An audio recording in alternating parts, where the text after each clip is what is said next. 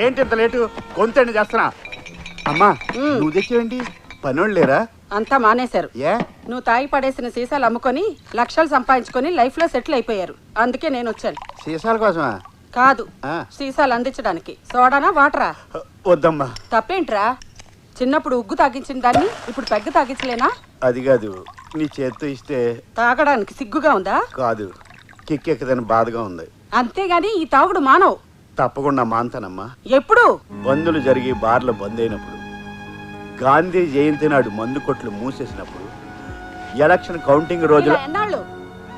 నేను టైంపాస్ కోసం తాగట్లేదమ్మా. దండేసుకుని ఇలా గోడెక్కేసిన నా భార్యని మర్చిపోలేక తాగుతున్నానమ్మా. అయితే ఈ రోజు నుంచి నేను తాగుతాను. నీకేమైంది? నేను మర్చిపోలేకపోతున్నాను. ఎవరిని? మీ బాబుని. బతికించావు, కానీ ఈ ఘోరం మీడియాకి తెలిస్తే